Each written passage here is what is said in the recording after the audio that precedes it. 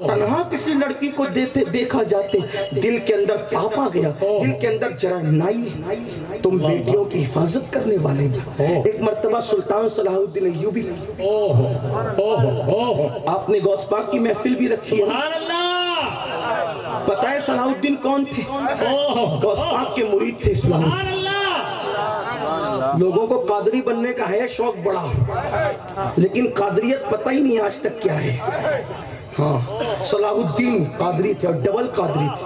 मैं अपने ज़ौक़ के मुताबिक कहता हूँ कि वो डबल कादरी से एतबार से कि बचपन में गौस पाक के मुरीद हुए। जब जवान हुए तो गौसे पाक के शहजादे के पास सैयद अब्दुल रज़्ज़ाक़ ताजुल औलिया के पास है। कहा हुज़ूर बचपने में आपके वालिद बड़े पीर साहब का मुरीद था, लेकिन अब शऊर आ गया तो सोचता हूँ कि तजदीद कर लूँ। उनके हाथ में मुरीद हुए से डबल कादरी। अब बात सलाहुद्दीन के ही तो अर्ज करता हूँ कि इनके जब बच्चे थे इनके वालिद इनको ले गए थे गौस पाक के पास। गौस पाक ने कहा सरकार दुआ कर दो। सरकार गौस पाक ने सर पे हाथ रखने के साथ साथ उनके गले पे भी हाथ रखा और गले पे और गर्दन पे हाथ फेर के दुआ करते हैं, अल्लाह इससे इतना बड़ा काम लेगा कि क़यामत तक इसके कारनामों के गलगले रहेंगे। दुआ मैं लोगों से कहता हूँ अपने बच्चों को जब अल्लाह वाले आया करें तो दुआ करवाया करो, इसलिए कि सैकड़ों साल की मेहनत वहां नहीं पहुंचाती जहां अल्लाह वालों की दुआ पहुंचाती। आप किसी भी मजबूत काम करने वाले को देखें, उसके पीछे किसी न किसी अल्लाह वाले की दुआ होगी। इमाम आज़म अबू हनीफा को देखें, उनके वालिद को उनके दादा मौला अली के पास ले जाते, उनके वालिद के सर पे हाथ रख के अली पाक ने दुआ की। उस दुआ की बरकत आज तक नजर आ है ना। देख रहे हो, कोई भी देख ले आप, किसी भी कितनों के नाम पढ़ो, पीछे किसी न किसी अल्लाह वाले की दुआ। जब तक अल्लाह वाले की दुआ नहीं होती इंसान तरक्की नहीं करता। हाँ याद रखना, मेहनत करके आदमी वहां नहीं पहुंचता जहां दुआ से पहुंचता। हाँ, मेहनत करने वालों के गिरने के चांसेस होते हैं, लेकिन दुआ वालों को दुआ गिरने से बचा लिया करता। इसलिए दुआ लिया करो अल्लाह वालों, बददुआ ना लिया करो। और फिर गौस पाक की दुआ, जिसका नाम लेने से दुआएं कबूल होती हैं, जब वो खुद दुआ करते होंगे तो दुआ का मुकाम क्या होता होगा। मेरे मुर्शिद गौस पाक ने दुआ कर दी और जब दुआ की तो फिर सलाहुद्दीन हो गए बड़े, और बड़े होने के बाद सलाहुद्दीन ने बहुत जंगें की, हजारों के मजमे में अकेले घुस जाते थे लेकिन निकल आते थे। जब बूढ़े हो गए, बुढ़ापे के बाद जब बिस्तर पे मर्ज़े विसाल में बिस्तर पे लेटे तो मानने वाले करीब आके कहते हैं सुल्तान पूरी जिंदगी तू मौत के मुंह में गया लेकिन बच के वापस आया, तेरी गर्दन पे कोई तलवार न चल सकी। सुल्तान लेटे हुए थे उठकर बैठ गए, मुस्कुराते हुए कहते हैं पूरी जिंदगी शहादत की तमन्ना लेकर मैदान में जाता था, लेकिन मेरी गर्दन को कोई तलवार कैसे काट सकती थी, क्योंकि मेरी गर्दन पर मेरे मुर्शिद गौसे आजम ने हाथ फेरा था।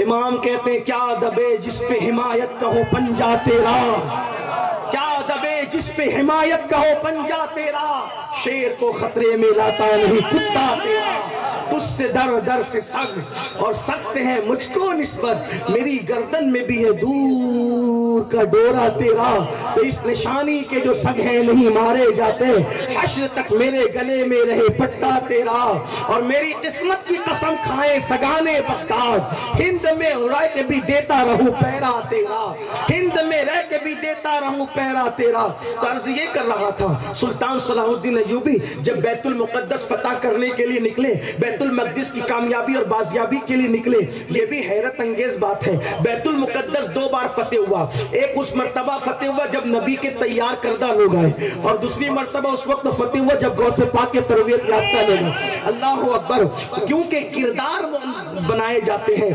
किरदार सिखाए जाते हैं, इंसान साजी की जाती है।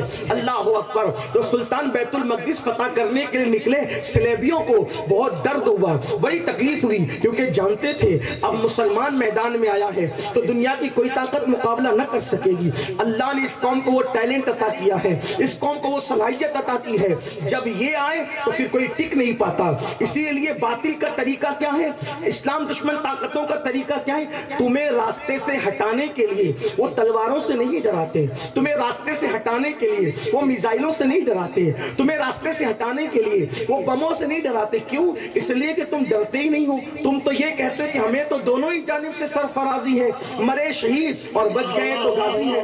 اگر مر جائیں اللہ کی راہ میں تو قرآن زندگی کا اعلان کرتا ہے, وَلَا تَقُولُوا لِمَن يُقْتَلُ فِي سَبِيلِ اللَّهِ أَمْوَاتٌ بَلْ أَحْيَاءٌ وَلَٰكِن لَّا تَشْعُرُونَ. شہادت سے بہتر کوئی موت نہیں ہے, کیونکہ شہید کا پہلا قطرہ جب زمین پہ گرتا ہے تو اسے اللہ کا دیدار نصیب ہوتا ہے.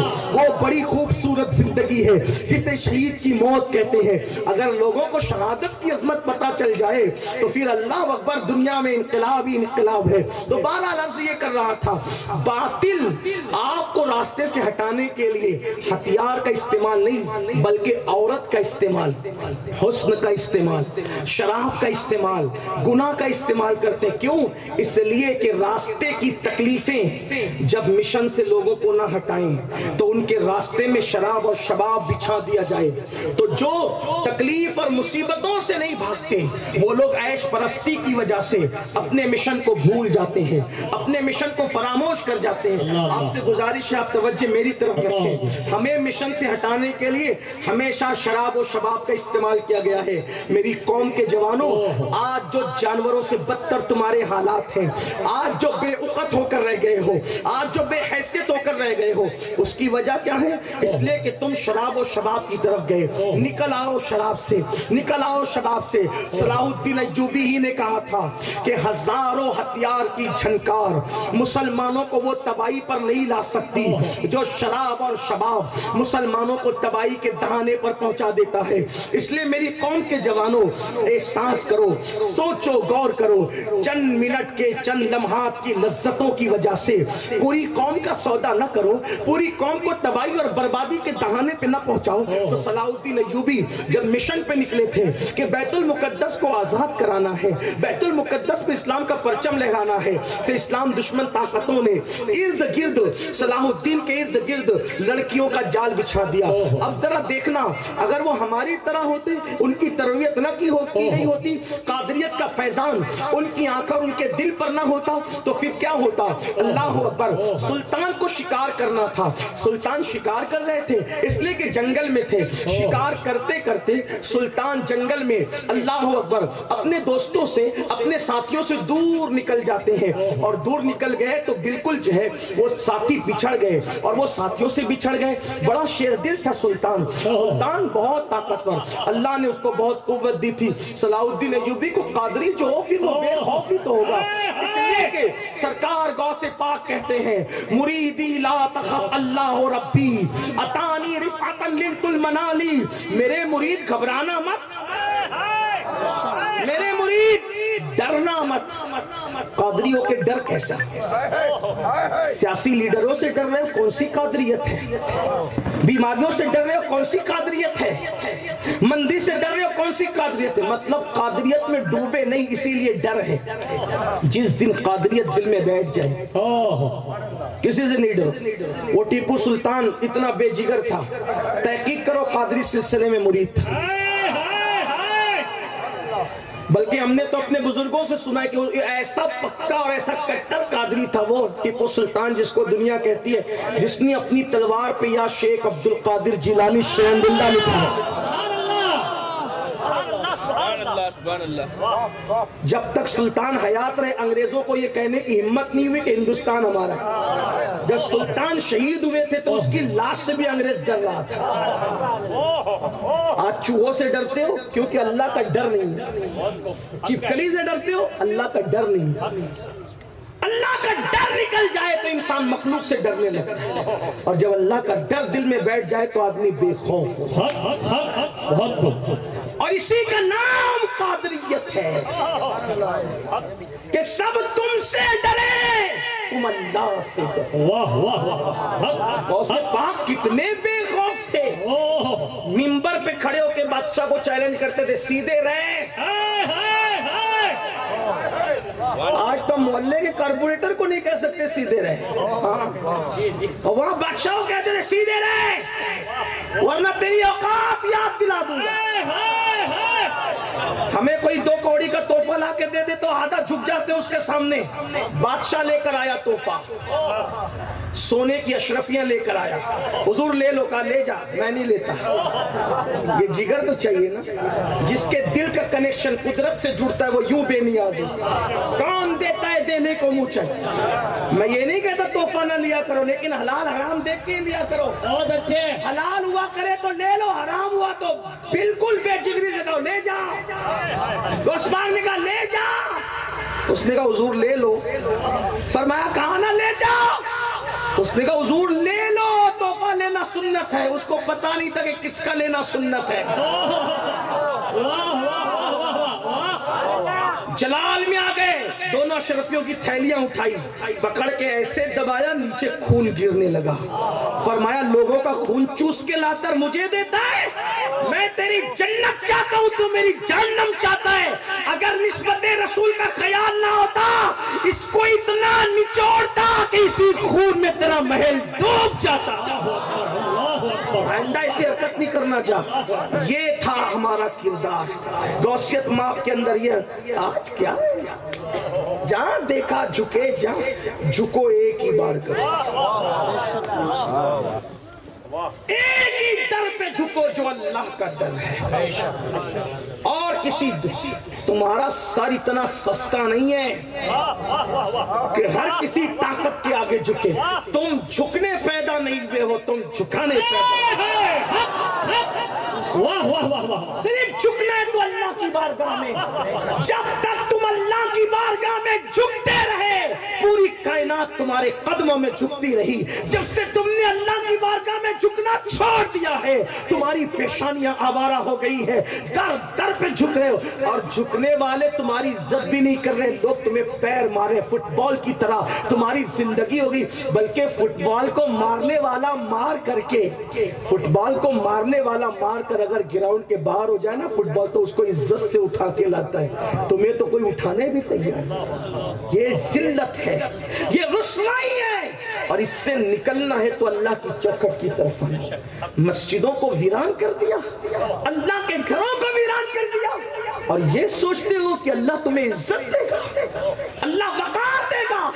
جو قوم جمعہ کی 2 رکعت پڑھ کر ایسے بھاگتی ہے جیسے اسکول کی چھٹی ہونے پہ بچے کلاس روم سے بھاگتے ہیں, وہ قوم عزت کے لائق کب ہے, وہ قوم مقام کے لائق کب ہے, وہ قوم جہاں بانی کے لائق کب ہے, وہ قوم کی تاریخ سنہری حرفوں سے کیسے لکھی جائے گی.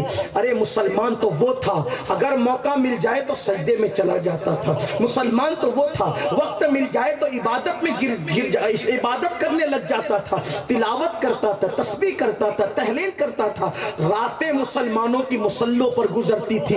آج اپنی راتوں کا جائزہ لو, نرم نرم گدوں پر موبائل کے اندر زنا کے مناظر دیکھ کر انٹرنیٹ کے ریچارج پر اتنے روپے خرچ کرتے ہو, اس میں ایک غریب کے مہینے بھر کے راشن آ سکتا ہے. مسلمان لوگ کے مسلمانوں کا برا حال ہے, تو تمہارے کرتوت تو دیکھو, اپنے حالات تو دیکھو. قرآن کہتا ہے ان اللہ لا یغیر ما بقوم حتی یغیر ما بانفسہم.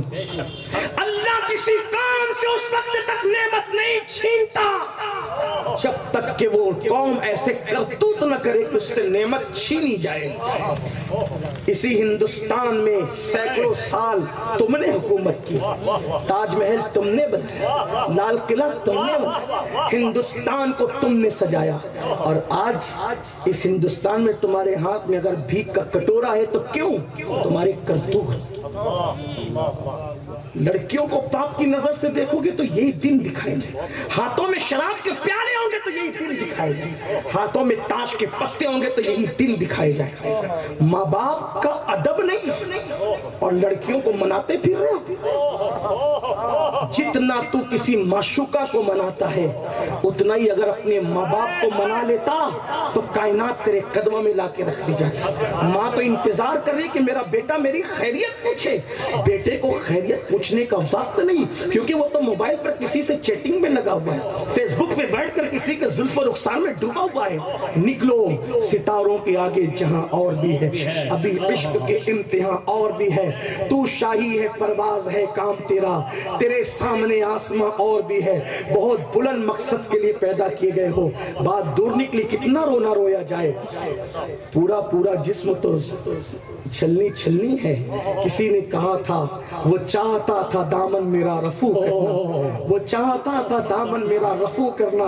اسے کیا خبر کہ اندر سے کٹ گیا ہوں میں, جو اندر سے کٹ جائے اس کا دامن رفو کرنے سے فائدہ کیا ہے. بہرحال بات دور نکلی. عرض کر رہا تھا کہ سلطان صلاح الدین ایوبی جب بیت المقدس فتح کرنے کے لیے نکلے تو لڑکیوں کا جال بچھا دیا گیا. صلاح الدین شکار کے لیے گئے تھے, جنگل میں گھر گئے, شام ہو گئی. یاد رکھنا جب انسان نیک بنتا ہے, انسان بعد میں امتحان لیتے ہیں, پہلے امتحان اللہ ہی لیتا ہے کہ میرے بندے کی حیثیت تو لوگوں کو بتا دوں, میرے بندے کی شان تو لوگوں کو بتا دوں.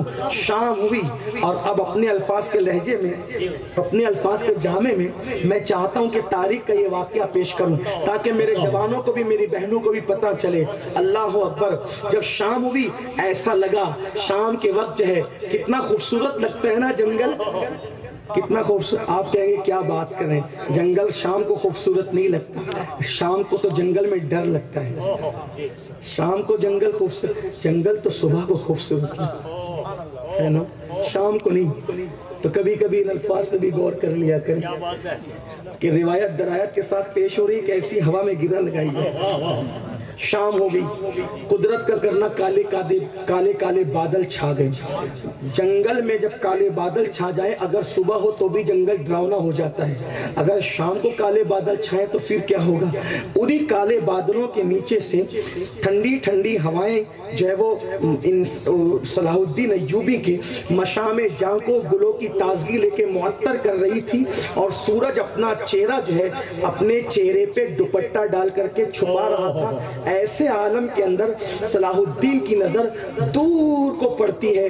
ایک خوبصورت لڑکی, اگر ہندوستان کے شاعر کے لب و لہجے میں اس کا حسن میں بیان کروں تو اس کے چہرے کو بنارس کی صبح کہوں یا اس کے زلفوں کو متھرا کی شام کہوں, اتنی خوبصورت تھی وہ لڑکی.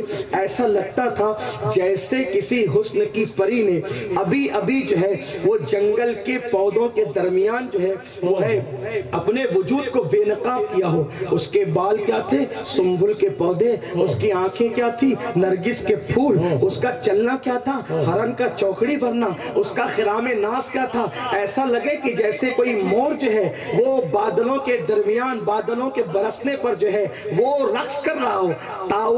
طاؤس کا رقص جو ہے نگاہوں کے درمیان اللہ اکبر دعوت نظارہ دے رہا تھا. ایسے عالم کے اندر صلاح الدین کو اس نے پکارا, اے جوان میری مدد کر.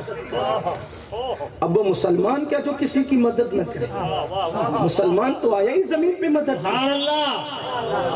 مدد کے لیے کوئی پکارے. ہمارا مذہب کہتا ہے مسلمان ہو یا کافر, اپنا ہو یا بیگانہ, جس نے مدد کے لیے پکارا پہنچ جاؤ. اے جوان میری مدد کر. آواز نسواں, گجرات کا خیال کرتے ہوئے عورت کی آواز, آواز نسواں, عورت کی آواز سن کر صلاح الدین اس طرف گھوڑے کو دوڑا دیتے ہیں. دیکھا کیا بات ہے, میں سفر میں جا رہی تھی اپنے ماں باپ کے ساتھ, ڈاکوؤں نے لوٹ لیا قافلے کو اور مجھے یہاں لا کے پھینک دیا. اچھا ٹھیک ہے, کیا مجھے میرے گھر تک پہنچاؤ گے؟ کہاں ہے تمہارا گھر؟ فلاں مقام پر, اس جنگل سے دور جائیں, میں راستہ بھٹک گئی ہوں, فلاں فلاں علاقے میں میرا مکان ہے. ٹھیک. یہی گفتگو ہو رہی تھی کہ قدرت کا کرنا, بادلوں سے پھر زور کی بارش شروع ہوئی, زوردار بارش. اگر آپ کو پڑھنا ہے تو تاریخ میں پڑھیں کہ جنگلوں کی بارش کیا ہوتی ہے. موٹے موٹے جو ہے وہ قطرے, ایسا لگتا ہے کہ جیسے سر پر پتھر برس رہے ہیں. ایسے میں صلاح الدین نے اس لڑکی کو کہا ابھی بارش ہو رہی ہے, چلو کسی غار میں پناہ لیتے ہیں, تھوڑا رکتے ہیں, اس کے بعد بارش بند ہوگی تب نکلیں گے. یہی تھا اس کا راستہ, کوئی راستہ تو تھا نہیں. دونوں غار میں گئے, بھیگا ہوا بدن ہے, زبان حیا خاموش ہے. اب اس پہ تفسیرہ کیا کریں, اس لیے کہ اگر میں کوئی ادیب ہوتا، کوئی سخنور ہوتا تو یقیناً میں اس کی عکاسی کرتا، لیکن میں منبر رسول پر ہوں، کسی لطیفے کی محفل میں نہیں، نہ ہی میں کسی ادبی کوئی محفل میں ہوں، نہ کسی شاعر کسی مشاعرے میں ہوں۔ ورنہ اتنا ضرور کہوں گا میں آپ کو، اگر کسی کا بدن بارش سے بھیگ جائے تو کپڑوں کے حالات کیا ہوتے ہیں یہ دانشور انسان اچھی طرح سمجھتا ہے۔ بھیگنے والا بدن پہ کپڑے ایسے ہیں، ہو یا نہ ہو دونوں برابر، دونوں کے کپڑے بھیگ گئے تھے۔ غار کے اندر پہنچے، اندھیرا ہو گیا تھا۔ صلاح الدین نے پتھر سے پتھر گھسا، آگ جلائی، آگ جلانے کے بعد صلاح الدین بیٹھ گئے سر نیچا کر کے۔ وہ لڑکی حیرت تھی، تاریخ میں اس لڑکی کا ذکر آتا ہے کہ وہ کہتی تھی مجھے ڈاکوؤں نے لوٹا، لیکن کیسے اس کو ڈاکوؤں نے لوٹا تھا میں آج تک سمجھ نہیں پایا۔ بالکل یوسف علیہ السلام کے بھائیوں کی طرح اس کا حال تھا کہ وہ کرتا لے کر کے آئے یعقوب علیہ السلام کے پاس، کہا کہ ہمارے بھائی کو بھیڑیے نے کھا لیا۔ تو یعقوب علیہ السلام ہنس کے کہتے ہیں بھیڑیا کتنا ہوشیار تھا کہ پورا یوسف کھا گیا لیکن کرتے کو پھاڑا تک نہیں۔ پورا یوسف کھا گیا بھیڑیا، کرتے کو کرتا نہیں پھٹا۔ یہ کوئی کتنا ہوشیار تھا کہ کیسے کھا لیا۔ بھئی کوئی انسان کو بھیڑیا کھائے گا تو پہلے تو کرتا پھاڑے گا، کرتا صحیح سلامت۔ دیکھو چور چوری کرتا ہے تو رومال تو چھوٹ ہی جاتا ہے، کوئی نہ کوئی نشانی تو چھوٹ جاتی ہے نا۔ بس یہی حال تھا۔ وہ کہتی تھی مجھے ڈاکوؤں نے یہاں لا کے پھینکا۔ کیسے شریف ڈاکو تھے کہ اس کو یہاں لا کے پھینکا اور اس کا میک اپ بھی ختم نہیں ہوا، اس کے زیورات کو بھی دھکا نہیں لگا، اس کے حسن کو بھی کوئی دھکا نہیں لگا۔ وہ جو بیٹھی تھی گیلے کپڑوں میں، وہ غار کا اندھیرا، آگ کا اجالا، اس پر ایسا لگتا تھا جیسے کوئی نشیمن پہ بجلیاں گرا رہا، اور وہ لیٹ گئی اس لیے کہ اسے تو بھیجا کسی مقصد کے لیے گیا۔ لیٹ کر اس نے اپنے ہاتھوں کو، اپنے سر کو یوں سنبھالا اور سنبھال کر دیر تک خوبصورت صلاح الدین ایوبی کو دیکھتی رہی۔ لیکن صلاح الدین تھے کہ وہ گردن جھکا کے بیٹھے۔ جب کوئی عاشق گردن جھکا کے بیٹھتا ہے تو مجھے میرے مرشد حضور اشرفی میاں شیخ المشائخ کا ایک شعر یاد آتا ہے، جھکا کے سر بیٹھتے ہو تم کیوں، یہ راز اے اشرفی بتا دو۔ جھکا کے سر بیٹھتے ہو تم کیوں، یہ راز اے اشرفی بتا دو۔ تمہیں تصور ہوا ہے کس کا، یہ کس کی شکل ہنسی ہے دل میں۔ تمہیں تصور ہوا ہے کس کا، یہ کس کی شکل ہنسی ہے دل میں۔ دل کے آئینے میں ہے تصویر یار، جب ذرا گردن جھکائی دیکھ لی۔ عاشق گردن جھکا کر کسی مقصد کے لیے بیٹھتا ہے۔ اللہ اکبر۔ صلاح الدین گردن جھکائے ہوئے متفکر بیٹھے ہوئے ہیں۔ وہ لڑکی کہتی ہے صلاح الدین، اچھا ابھی تک اجنبی کہہ کے پکار رہی تھی، اب کہتی صلاح الدین میرے حسن کی توہین تو نہ کر، میں کتنی خوبصورت ہوں تم مجھے نہیں دیکھتے، میرے حسن نے تمہیں متاثر نہیں کیا کیا؟ ایک خوبصورت لڑکی غار کے اندھیرے میں اور آگ کے اجالے میں بھیگے ہوئے بدن کے ساتھ کسی کے ساتھ بیٹھی ہو، بلکہ لیٹی ہو، اور اس کا دل نہیں دھڑکتا، کیا وجہ ہے؟ صلاح الدین ایوبی کے جملے تاریخ میں موجود ہیں اور شان قادریت بتاتے ہیں۔ صلاح الدین کہتے ہیں واللہ حسن سے متاثر وہ ہوتا ہے جو کسی کے حسن کو دیکھتا ہے، میں نے تو تجھے نظر بھر کے دیکھا، کیونکہ میرا مذہب کسی عورت کو نظر بھر کر دیکھنے کی اجازت نہیں دیتا۔ جب تک نگاہوں کا تقدس یہ تھا تب تک تم فہرام فاتح تھے۔ اب یہ ہو گیا کہ تھوڑی سی چیز کو بھی آپ پاپ کی نظر سے دیکھ کیسے ہوگا؟ قرآن کہتا ہے یا ایھا الناس اتقوا ربکم الذی خلقکم من نفس واحدہ، اے لوگو اللہ سے ڈرو، اپنے رب سے ڈرو جس نے ایک جان سے تمہیں پیدا کیا۔ مطلب شادی سے پہلے بھی اللہ سے ڈرو۔ اب دوسرا مرحلہ، شادی کرتے وقت اللہ سے ڈرو۔ شادی کی خوشی میں اللہ کو بھول مت جانا۔ جب شادی کرو تو آئیڈیل اپنے جو نبی ہے نا وہ دیکھو کہ حضور نے شادیاں کیسے کروائی اور وہاں ان کے گھرانے میں شادی کیسے ہوئی تھی۔ بڑی معذرت کے ساتھ اونا والو، تمہیں امام حسین کے کربلا کے صرف 3 دن یاد ہیں۔ امام حسین کی عمر 3 دن نہیں تھی، امام حسین 56 سال زندگی گزارے تھے۔ تو آپ کو جہاں کربلا کے 3 دن یاد ہے اور یاد رہنا بھی چاہیے۔ لیکن وہ 56 سال بھی تو یاد کرو امام حسین کے گھر میں شادیاں کیسے ہوتی تھی. کون سے حسینیوں ہاتھوں میں کڑے والے؟ کون سے حسینیوں؟ کپڑے والے؟ کون سے حسینیوں؟ یہ مکاریت والا معاملہ نہیں چلتا. اصل اور سچا حسینی وہ ہے جس کو دیکھ کر دنیا پکار اٹھے. جب غلام کے کردار کا عالم ہے تو کربلا والے حسین کے کردار کا عالم. نعرہ تکبیر، نعرہ رسالت، خاندان تاجدار کربلا. مجھے کوئی ایک ضعیف سے ضعیف ثبوت لا کے بتا دو کہ امام حسین کے گھر میں کوئی شادی ہوئی ہو اور اس میں ڈھول بجے ہوں، گانے گائے گئے ہوں، پٹاخے پھوڑے گئے ہوں، آتش بازی کی گئی ہو. مجھے بتاؤ تو صحیح، ایک شادی بتاؤ نا. شادیاں نہیں ہوئی تھی. اچھا یہ بھی یاد رکھنا، آپ یہ نہیں سمجھنا کہ وہ غریب لوگ تھے. یہ تمہاری غلط فہمی ہے. کربلا کے 3 دن کے فاقہ کشی کو دیکھ کے انہیں غریب نہیں سمجھنا. میں اس کو غریب کیوں کہوں جس کے خاندان کا صدقہ آج بھی بٹ رہا ہے. حق حسین، حق حسین. ارے غریب کسی کو نواز سکتا ہے، غریب کسی کو نواز سکتا ہے، غریب کسی کو نہیں نواز سکتا ہے. ارے حسین کتنا بڑا غریب نواز ہوگا جس کی نسل میں غریب نواز ہوگی.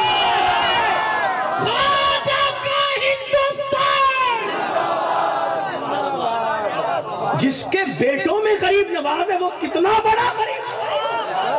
اے دل بغیر دامن سلطان اولیاء یعنی حسین ابن علی جان اولیاء.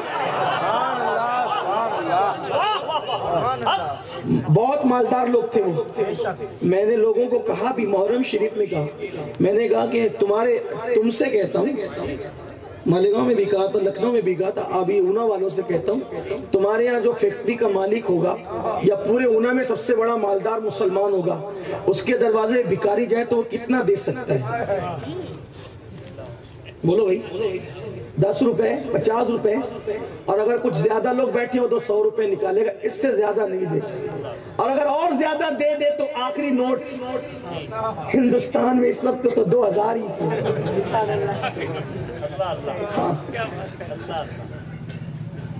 2000 کی نوٹ. اس گلابی کو پانے کے لیے کتنے کالے کالے لوگوں نے منہ کی اور کس طرح سے لوگوں نے جرائم کیے. تو اللہ رحم فرمائے. بہرحال میں سیاسی آدمی نہیں ہوں اس لیے میں کوئی تبصرہ نہیں کرتا، لیکن بہرحال اتنا بڑی نوٹ سب سے زیادہ آخری ابھی ہمارے یہاں صرف 2000، وہی نکال کے دیکھنا. اور اگر آج دے دیا تو شاید مہینے بھر تک کے پھر شاید دینے کی ہمت نہ ہو کسی کو، ہے نا. یہی ہے میرے حسین کے گھر کا حال. اگر ایک دن میں 3 سائل آ جائیں، کسی کو 50,000 دیا جا رہا ہے، کسی کو 10,000 دیا جا رہا ہے، اور وہ بھی معذرت کے ساتھ کہا جا رہا ہے کہ آج اتنا ہی اتنا لے لو بابا، اس سے زیادہ ہوتا تو اور عطا کرتا. کبھی 100 بکریاں دی جا رہی، کبھی 300 بکریاں دی جا رہی. پوری روایتیں اٹھا کر کے پڑھیں. آپ پوچھیں مولانا حسن صاحب سے، یہ تو ماشاءاللہ بہت مہارت رکھتے ہیں. پوچھیں قاضی صاحب سے پوچھیں کہ کتنی 100 بکریاں. کبھی ایک بکری بھی کسی کو دی صدقے میں؟ اور اگر دی تو پھر کب دی؟ ابا بیمار پڑ گئے تو صدقے میں اس لیے دی کہ ابا اچھے ہو جائیں. اللہ کے لیے کہا دیا صدقہ، ابا کو اچھا کرنے کے لیے دیا. بیٹے کا نام کہا، حالانکہ اس میں بھی دے سکتے، کوئی منع نہیں ہے، بلکہ فرمایا کہ اپنے بیماروں کا علاج صدقے سے کرو. لیکن اس وقت میرے امام کے گھر میں کوئی بیمار نہیں تھا، خالص اللہ کے لیے دیا. سینکڑوں بکریاں اٹھا کر کے. یہ حال ہے. بولو یہ غریب لوگ کر سکتے ہیں؟ اتنے مالدار تھے مولا اس، لیکن اتنے مالدار ہونے کے بعد بھی کبھی شادی میں ڈھول بجا نہیں. آج تو جب تک ڈی جے نہ بجے تب تک شادی سمجھتے ہی نہیں.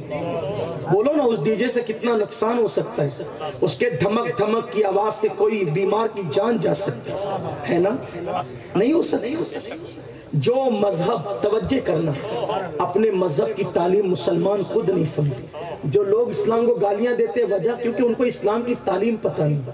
جس دن لوگوں کو اسلام کی تعلیم پتہ چل جائے غلط فہمیاں ختم ہو جائیں. کیونکہ لوگ ہم کو دیکھ کے اسلام سمجھ رہے, قرآن دیکھ کر نہیں. اپنے مذہب کی تعلیم کیا ہے؟ اگر کوئی سو رہا ہے تو اتنی زور سے قرآن مت پڑھو کہ اس کے سونے میں خلل آئے. جب لوگوں کی